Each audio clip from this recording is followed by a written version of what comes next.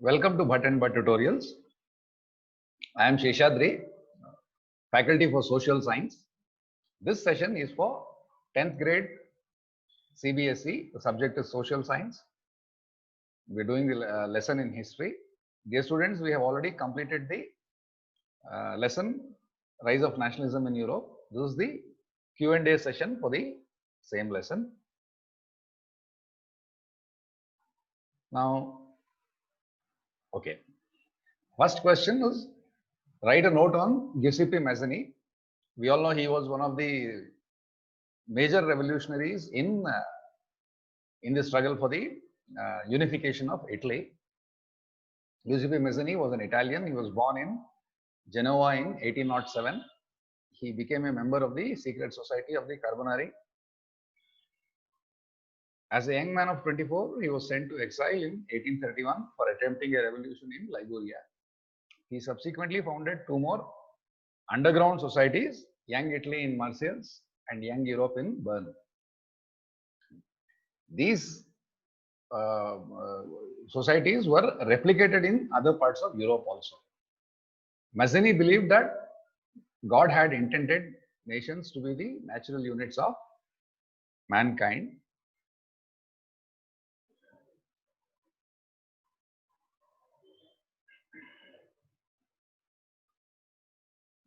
Okay, the second part of the first question.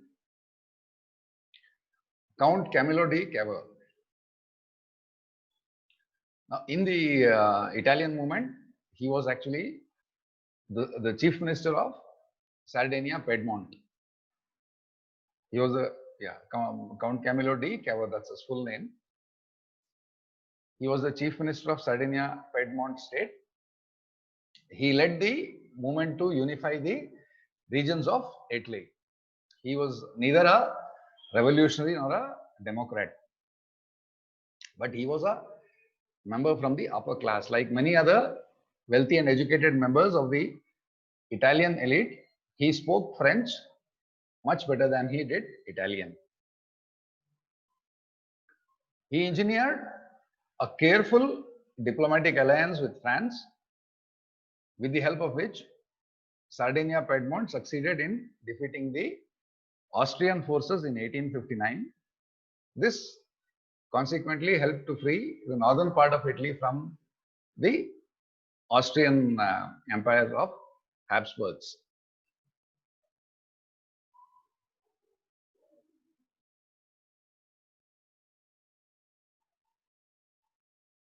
Okay, the third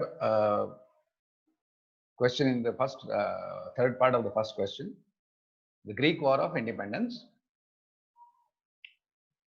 It was an event that mobilized nationalist feelings among the educated elite across Europe. Greece had been part of the Ottoman Empire since the 15th century. The growth of revolutionary nationalism in Europe sparked off a struggle for independence amongst the Greeks, which began in 1821. And in this, nationalists in Greece got support from other Greeks living in exile and also from many Western Europeans who had sympathies for the ancient Greek culture.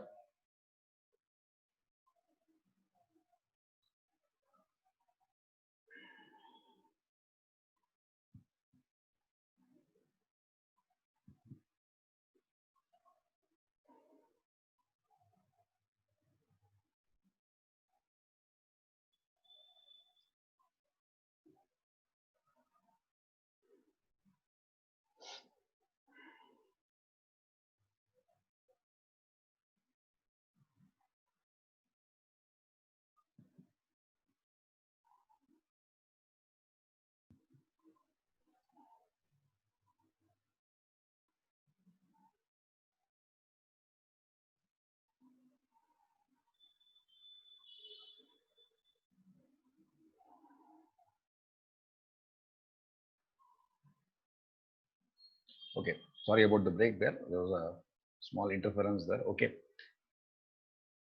Then the next question is the Frankfurt Parliament. All those political associations existing in the German region, whose members were middle class professionals, businessmen, and prosperous artisans, formed an all German National Assembly. Its first meeting was held on 18th May 1848 in the church of St. Paul at Frankfurt, where 831 elected representatives marched in a festive procession to take their places. They drafted a constitution for a German nation to be headed by a monarchy subject to a parliament.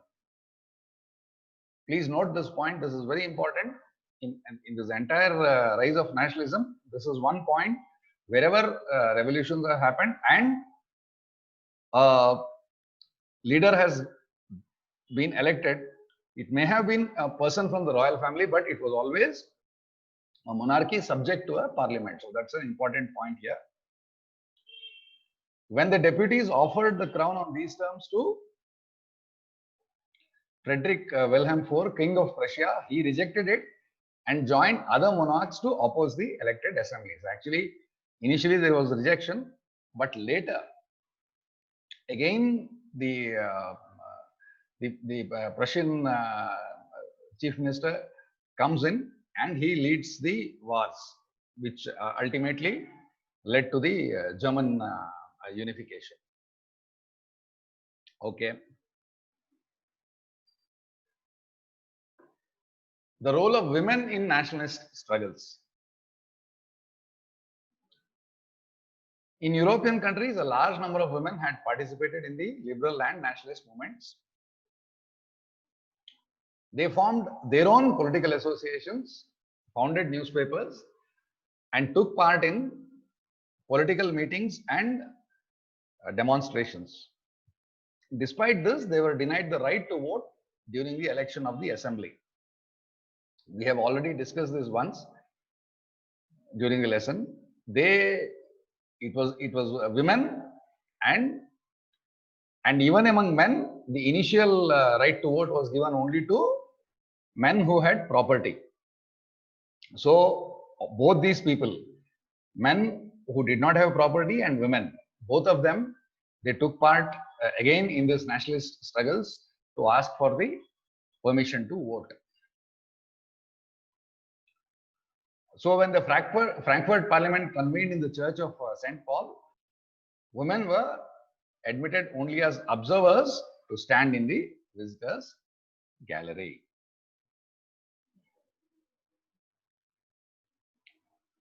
Okay.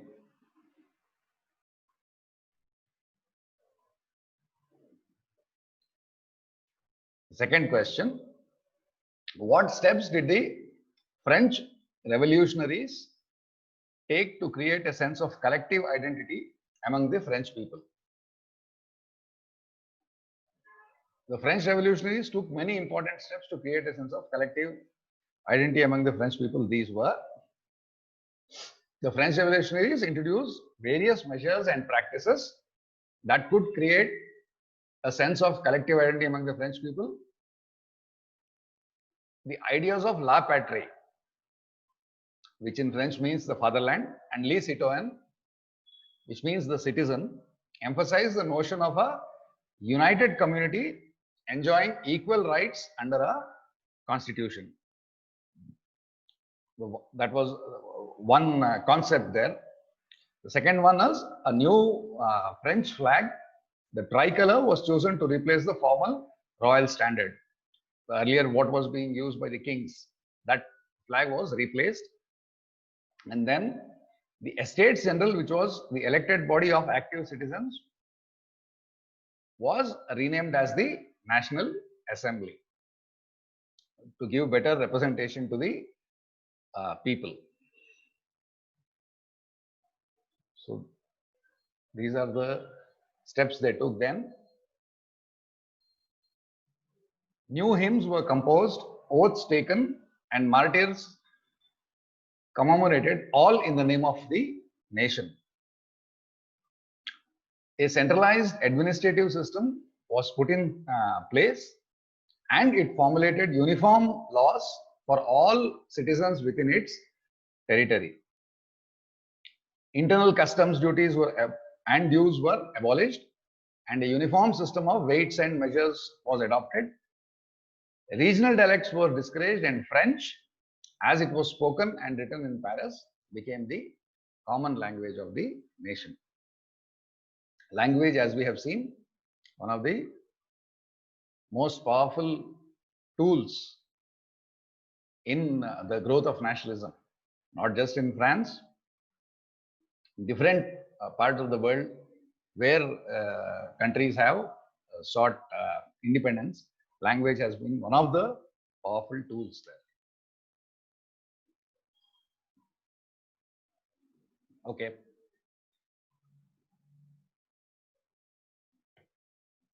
Who were Marianne and Germania? What was the importance of the way in which they were portrayed? This representation of women itself was happening for the first time in the European countries. So, Marianne and Germania were female allegories for the French and the German nation, respectively. Marianne for France and Germania for Germany. These female allegories were used to portray ideas such as liberty, republic, and justice. These allegories reminded the public of the national symbol of unity and to persuade them to identify with it. Dear students, other than this answer is actually brief, but in case there is a long answer on this, I will put this up in the assignment also. There are a few more points there which are given along with the pictures there in the text, where each symbol, the torch of liberty and the oak of leaves, which is used by the German figure, all these are there. So you can add those points if the answer is, if it is not a brief answer and if the answer is longer. Okay.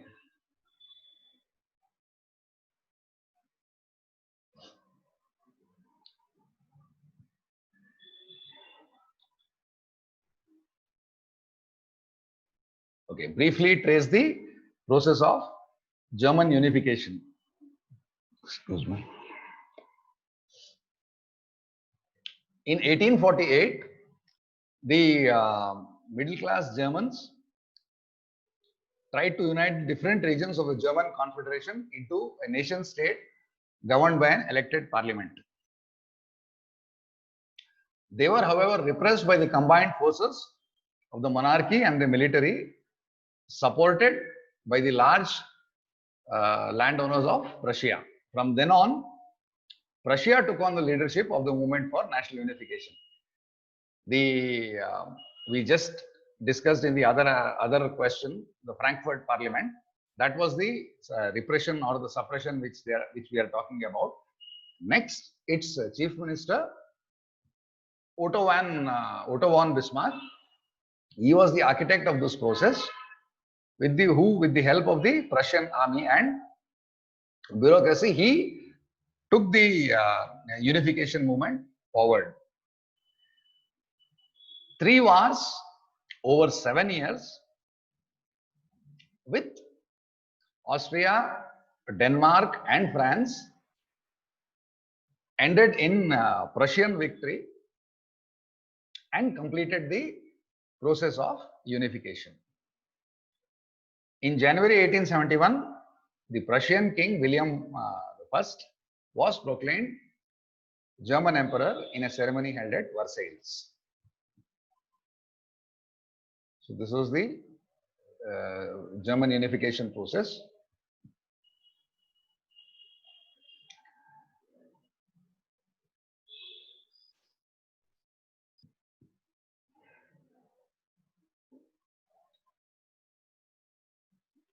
The fifth question. What changes did Napoleon introduce to make the administrative system more efficient in the territories ruled by him?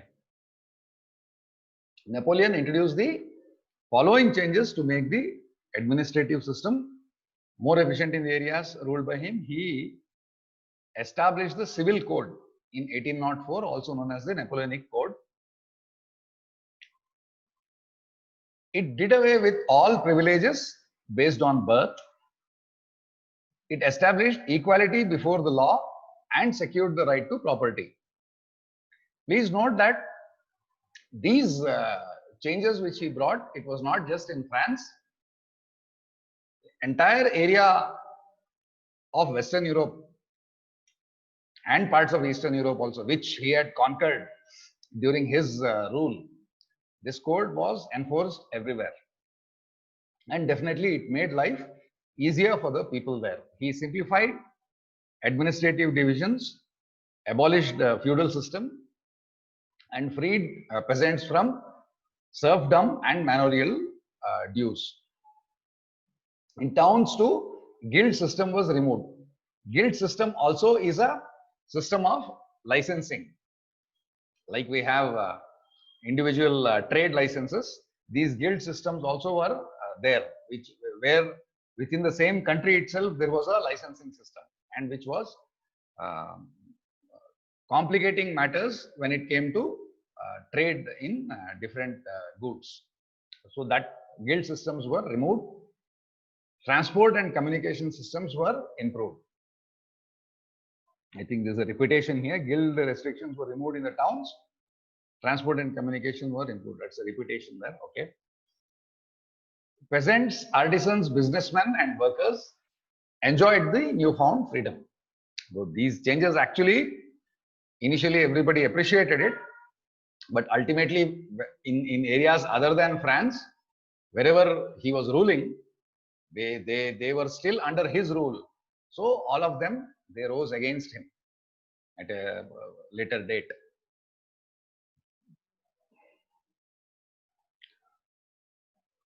What is meant, explain what is meant by the 1848 revolution of the liberals. What were the points and economic ideas supported by the liberals? The 1848 revolution was led by the educated middle class, along with the poor, unemployed, starving peasants, and workers in Europe. In certain parts of Europe, such as Germany, Italy, Poland, and the Austro-Hungarian Empire, men and women of the liberal middle class came together to push their demands for the creation of nation states based on parliamentary principles. Dear students, we have also noted this middle class, other than the aristocracy, the top layer in the society was at that point of time called the middle class. They had businessmen, top-notch professionals in all fields, whether it be lawyers, doctors, or engineers. They were the people who comprised the middle classes. So it was these people who came together to push the demands for creation of nation states. The political, social, and economic ideas supported by the liberals were: politically, they demanded constitutionalism with national unification. They wanted the creation of a nation state with a written constitution and parliamentary administration. Generally, the constitution will define the between, even in the way it is done even in the Indian constitution. You have the executive, you have the legislative part, and you have the judiciary part. So all these three parts are clearly defined on how the country will be administered. And between, in the Indian case, where they say you have two governments in all states, where you have a central government and you have a state government. So all these things of how the country is run gets defined in the constitution. Socially, they wanted to rid society of its class-based partialities and birthrights. Serfdom and bonded labor had to be abolished. Somebody born into the royal family, from birth itself, he would acquire property. He would the law itself would be different. So they wanted this set of rules based on birth rights that to be abolished, to be changed, so that all citizens born in that country would be treated similarly and equally. Economically, they wanted freedom of markets and right to property, abolition of state-imposed restrictions on the movement of goods and capital.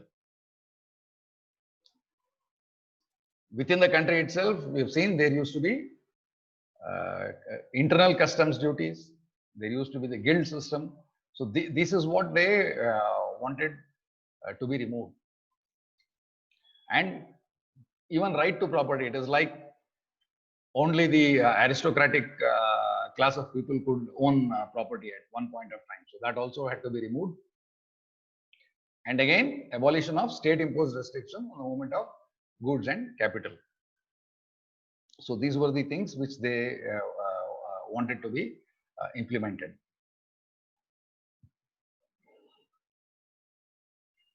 Okay, choose 3 examples to show the contribution of culture to the growth of nationalism in Europe. Okay, it's getting hidden there, the question. Okay. 3 examples to show the contribution of culture to the growth of nationalism in Europe are: one was Romanticism. The Romanticism was a cultural movement which sought to develop a particular form of nationalist sentiment. Romantic artists and poets focused on emotions, intuition, and mystical feelings, as their effort was to create a sense of shared collective heritage, a common cultural past as the basis of a nation.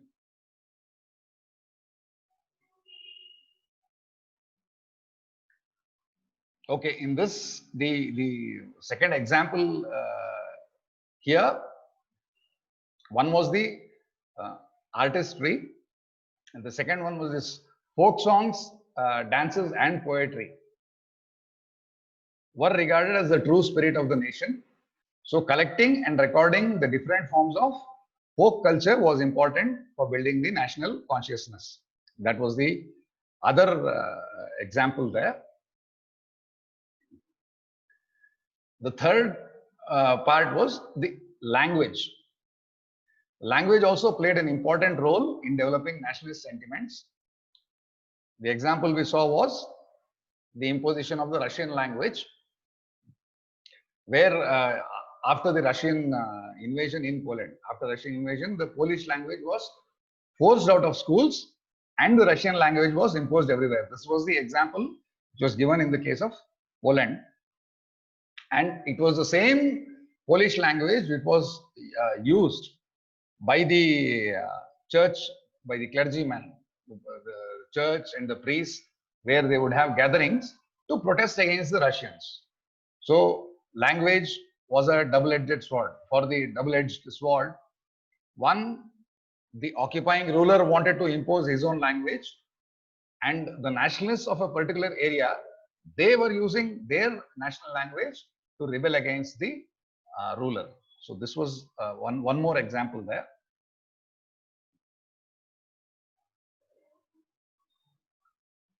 Adding further to the language part, after the failure of a armed rebellion against Russian rule in 1831, many members of the clergy in Poland began to use language as a weapon of national resistance. They did so by refusing to preach in Russian and by using Polish for church gatherings and religious instruction. So what the ruler wanted was again in terms of language, and what the rule, the people who wanted to protest, they used their national language. Ultimately, Polish is the national language of Poland. So that is again the the context of culture, it is language being used as a weapon. As a result, a large number of priests and bishops were put in jail or sent to Siberia by the Russian authorities as punishment for the refusal to preach in Russian.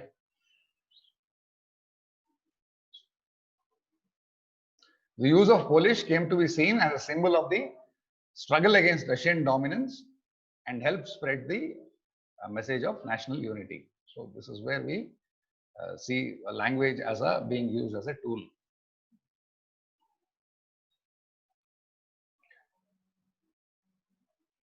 Through a focus on any two countries, explain how nations, the question is not a bit visible.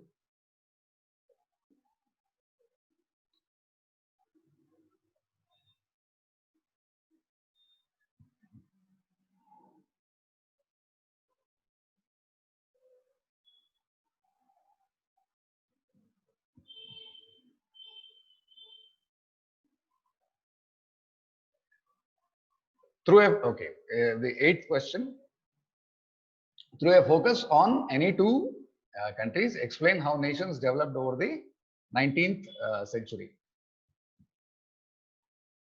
That is the question.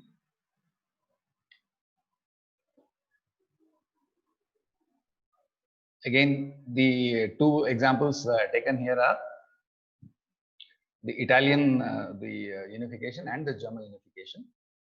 The development of the German and Italian nation states in the 19th century is what is taken. Unification of Germany with the help of army. In 1948, an attempt was made to unite different regions of the German Confederation into a nation state governed by an elected parliament. However, this liberal initiative was repressed by the combined forces of the monarchy and the military, who were supported by the large landowners of Prussia. Thereafter, Prussia itself, under its chief minister, took on the leadership of the movement for national unification. 3 wars over 7 years with Austria, Denmark, and France ended in Prussian victory and completed the process of unification. In January 1871, the Prussian king William I was proclaimed as the German emperor in a ceremony held at Versailles. So this was the German unification, one part. Then you have the Italian unification. Unification of Italy by a princely house. In the middle of the 19th century, Italy was divided into 7 states. Of these, only Sardinia Piedmont was ruled by an Italian princely house. The north was dominated under the Austrian Habsburg Empire. The center was ruled by the Pope, while the southern regions were dominated by the Bourbon kings of France.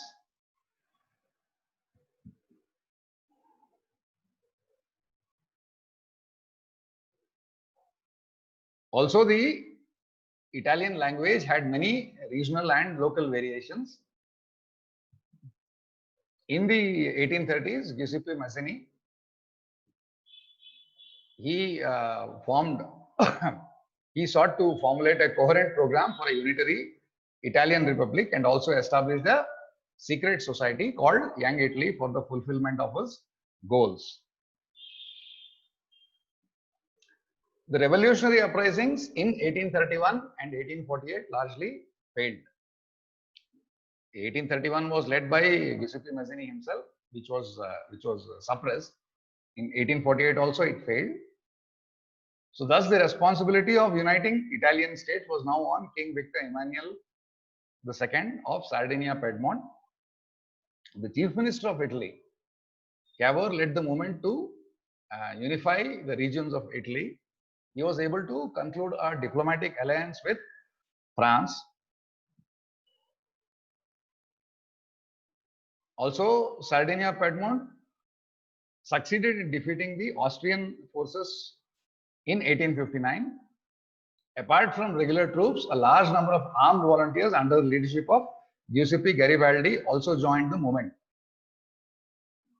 Dear students, please note three people in the Italian unification. One is Giuseppe Mazzini.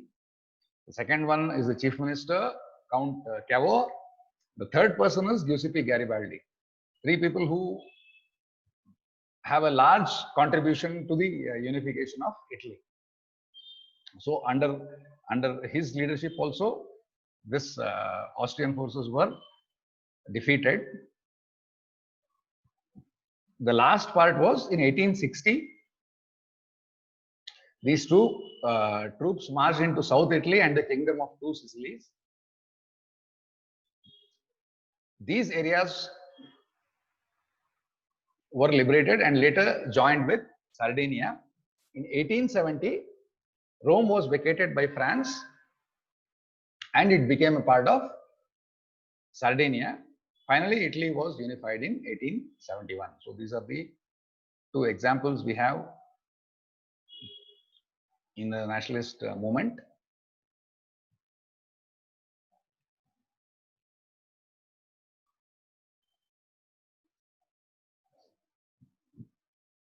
Okay.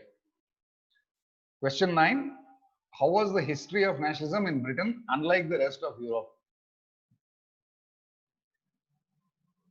The history of nationalism in Britain was unlike the rest of Europe because in Britain the formation of the nation state was not the result of a sudden upheaval or revolution. It was the result of a long drawn out process. In all other cases we have seen wars were fought. But in the case of Britain, that did not happen. But there was no British nation prior to the 18th century. The primary identities of the people who inhabited the British Isles were ethnic ones, such as English, Welsh, Scot, or Irish. Their states, England, people from England were the English, people from Wales were the Welsh, people from Scotland are the Scots, people from Ireland. So these four basic states were there, of which English, the English people or people of England, they took control over the all the four states, which ultimately formed the United Kingdom of Great Britain. The Act of Union 1707 between England and Scotland, that resulted in the formation of the United Kingdom of Great Britain, meant in effect that England was able to impose its influence on Scotland. So it was like that. It was not that any particular war was fought. That is why it was different. That's why we say it is unlike. The textbook also says a strange case of Britain. The British Parliament was henceforth dominated by its members after the Act of the Union. The growth of a British identity meant that Scotland's distinctive culture and political institutions were systematically suppressed. As goes with the formation of any nation, it has happened there also. One particular region's predominance will come down, and whichever they say is the major region or major language or the culture, that will gain prominence. The Catholic clans that inhabited the Scottish Highlands suffered terrible repression whenever they attempted to assert their independence. So struggles have happened, but there was not a war as such. Here again, the imposition of the language, the English language was imposed on all of them. The Scottish Highlanders were forbidden to speak their Gaelic language or wear their national dress, and large numbers were forcibly driven out of their homeland. One common language is definitely a must in any nation building. In this case, it was the English language. So obviously there, the language of Scotland was discouraged and suppressed. Okay, this is the last question there. Why did nationalist tensions emerge in the Balkans? Balkans, as we've seen, is the Eastern Europe part of it. So all this while, it was all the wars, all the unification happened in Western Europe part, France, Germany, Italy. It then next spread to the Eastern Europe part. The Balkans was a region of ethnic and geographical variations comprising the modern day Albania, Greece, Romania, Bulgaria, Macedonia, Croatia, Bosnia, Slovenia, Serbia, Herzegovina, and Montenegro. A large part of the Balkans was under the control of the Ottoman Empire. The spread of the ideas of romantic nationalism in the Balkans, together with the disintegration of the Ottoman Empire, made this region very explosive. The Ottoman, these nations, one by one, they started gaining freedom from the Ottoman Empire. That is how the whole process began there. All through the 19th century, the Ottoman Empire had sought to strengthen itself through modernization and internal reforms, but with very little success.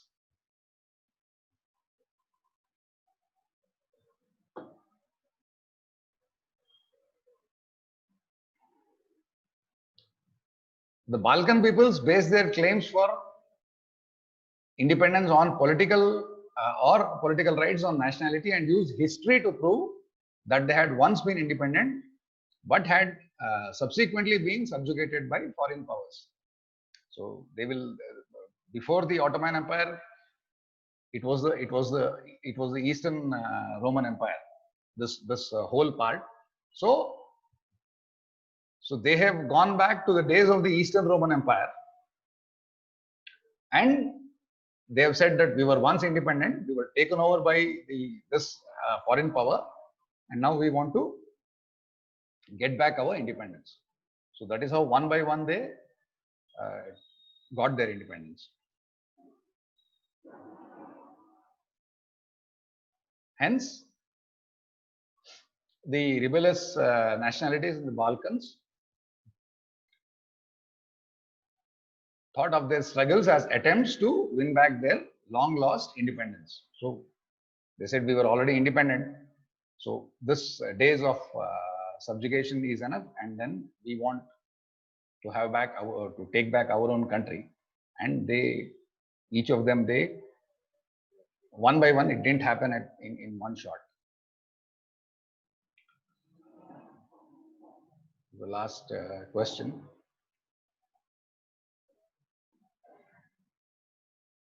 How has French artist Frédéric Soro visualized in his first print of the series of his dream of a democratic and republic?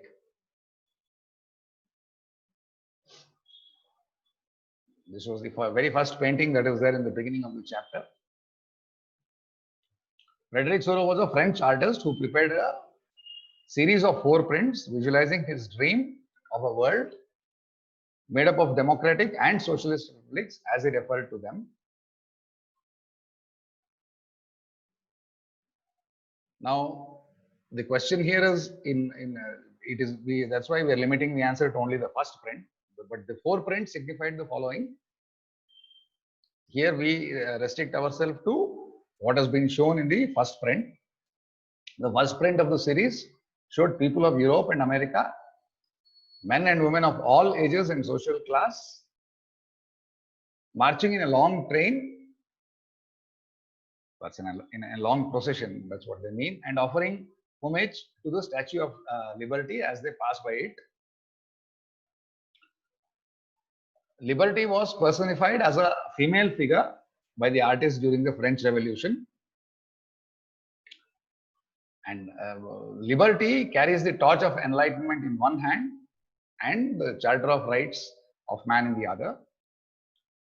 One more point we can add here. Actually, you have the angels and the divine beings there also giving a blessing to this entire group of people. That is one point you can add here. You can add to this answer actually. So by this we have come to the end of the question and answer session. Like I have told in the class also, the lesson along with the question and answer this session will be available in the video section of the Buttonbut app. So that's why I have not gone with a dictating speed. You don't have to physically write it down. You can look at the video in the app and you can pause it and you can write it down neatly. Any other doubts, you can call us on these numbers or you can send a message in the Buttonbut Tutorials mobile app chat section. Thank you.